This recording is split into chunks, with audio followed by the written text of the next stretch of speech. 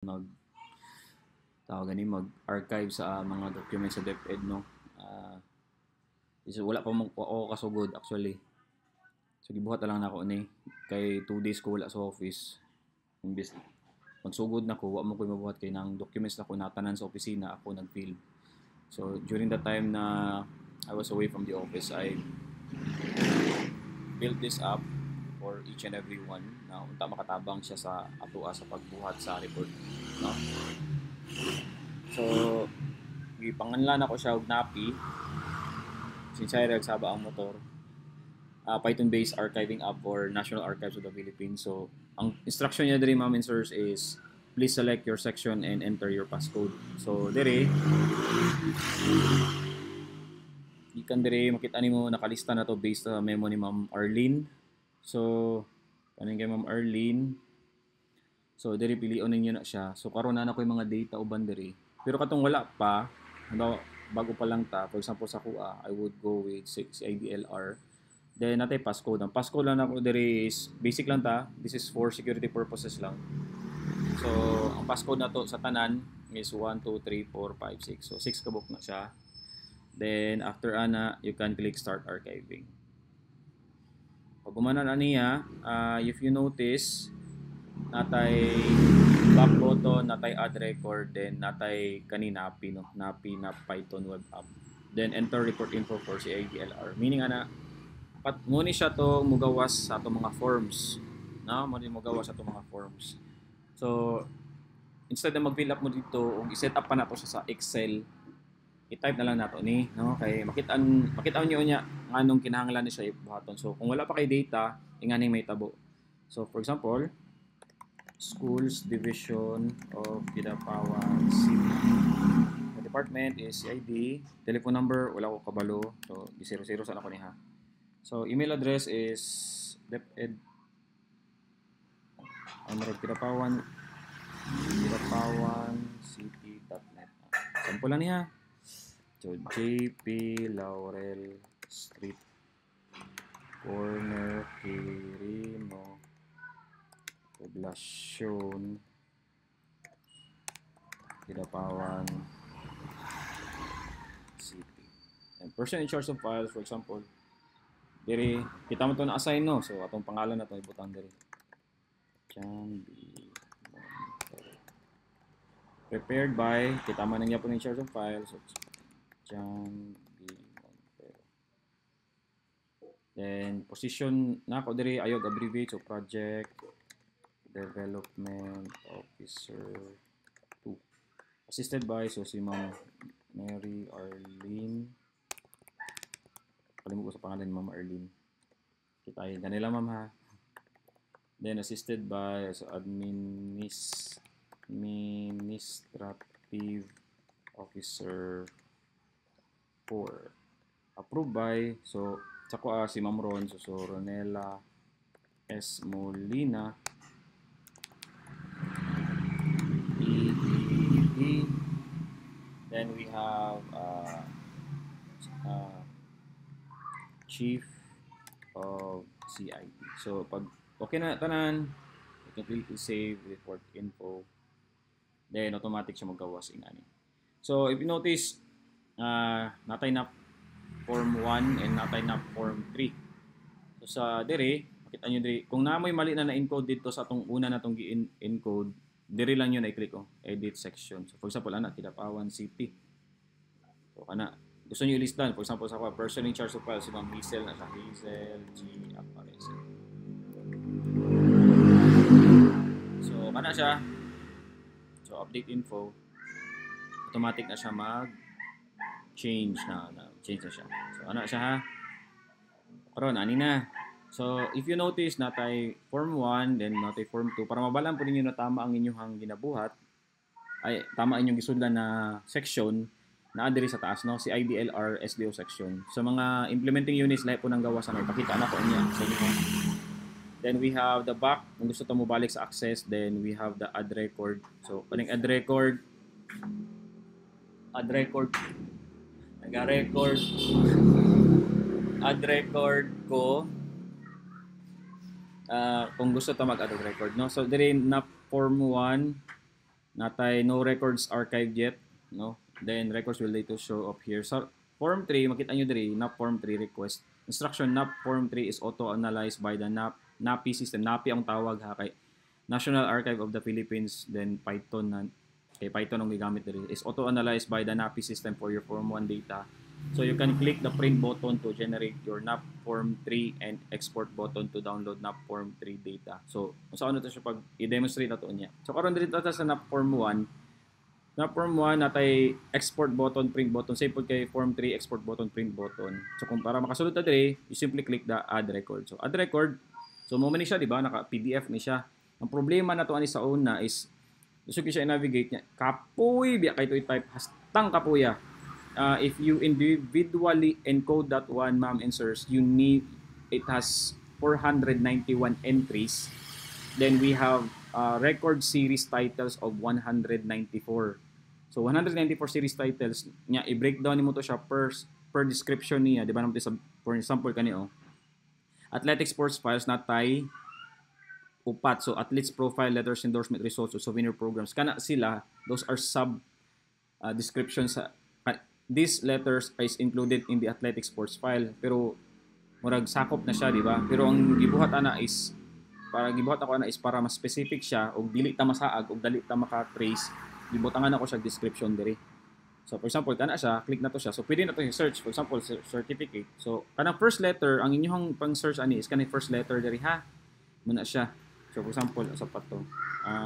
Yearbook na po, yearbook. Una yearbook nga. So na way travel, magawas dira, di ba? O ana.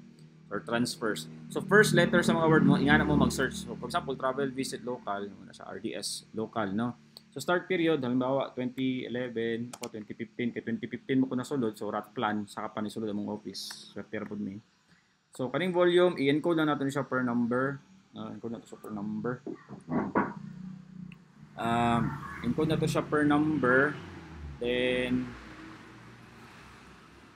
about 1.4, nag-assume lang ta, basta cubic meter, di ba? Medium, i-finalize ko pa ni, wala pa na ako na-finalize ni, pero mo pala yung nakitaan, restriction is restricted, open access ang location is storage room,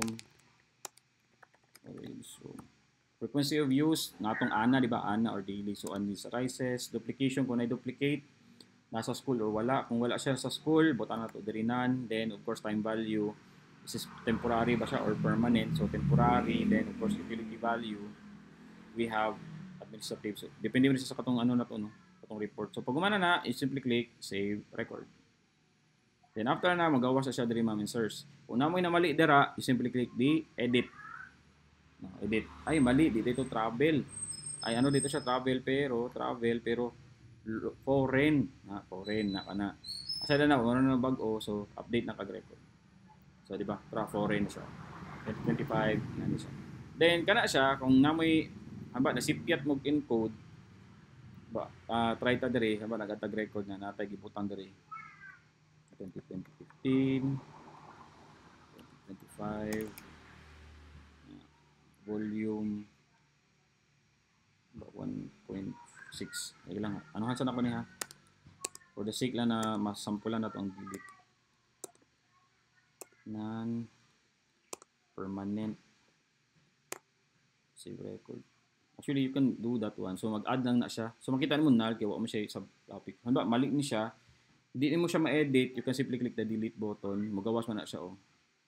So, click na kag okay. So, mawala na siya. Mawala na siya. So, nigawas siya. Ingana. Also, you can search that one. For example, nitatag certificate. Uy, nice certificate. Wala ko nakita certificate. So, what if magbuhat ang certificate? Bakit ito certificate?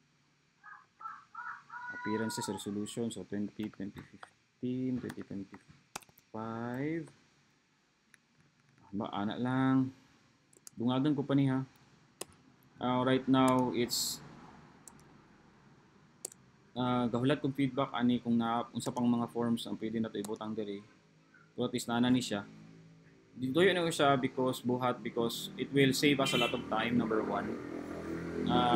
Because the system will automatically generate forms for us. For example, so siya nanatay nga ani, di ba? Pero dili siya kompleto na data, same sa makita na sa form 1. So sa form 1, i-click na to karon para makita na to usang nawong niya sa form 1, i-click na to ning print Pag click na to print, mugawas na siya kani. So nakita ninyo kani oh. 'Di ba? Naglista siya dito as base sa format sa form 1. So na diri tong name of office, butangan ko pa ning logo diri ha. Under development pa ni siya. So at least pagamit na ko sa inyo ni siya, then i-upgrade na ko siya hinahinay. So sa ID, telephone number, so kani siya tanan, nakalista ni siya tanan. So nakita ninyo katong gisulat ato sa first natong intro is kani Adolf John D. Montero, Mary Arlene Kitayen, then of course Ronela day kulag ni kay Ma'am Ron, edit ana ko na niya. So same ni siya sa form 1. So kung control P nimo ni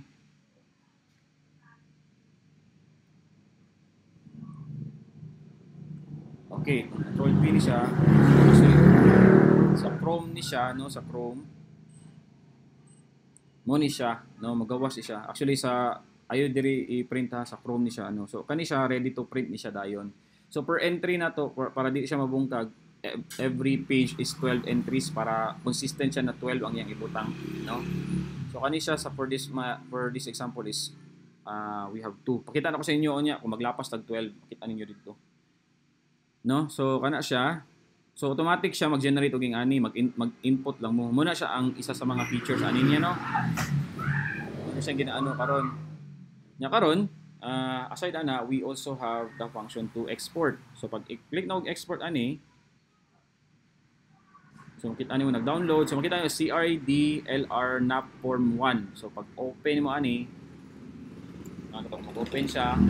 So kani siya katong na dito, nakita niyo dito, di ba? Isa to. Ay, wala.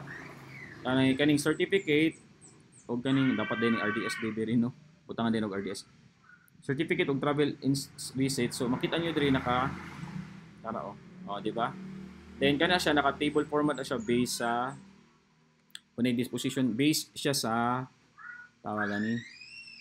Based siya sa form 1 na table na template, no. So muna siya ang table template. So automatic na siya mag-generate, no?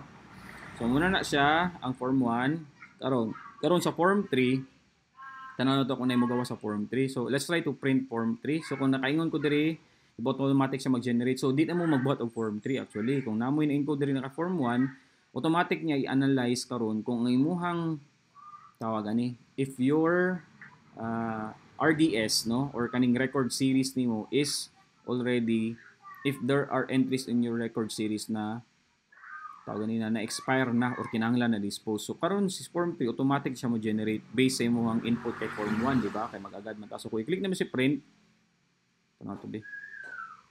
Wala siya kay white data diri oh. So actually ginaayos ko pa ni. So diri na siya diri dapat oh. Pero kung makita nimo na unya, na koy pakita sa inyo unya na data na mugawas ang data. So kung control P po nato na siya. So yung ana siya no, magawas. Ayuson ko pa ni siya. Pero at least makita nimo ba na automatic na rin siya ga-generate. Okay? So karon balik ta diri. Same po na sa export.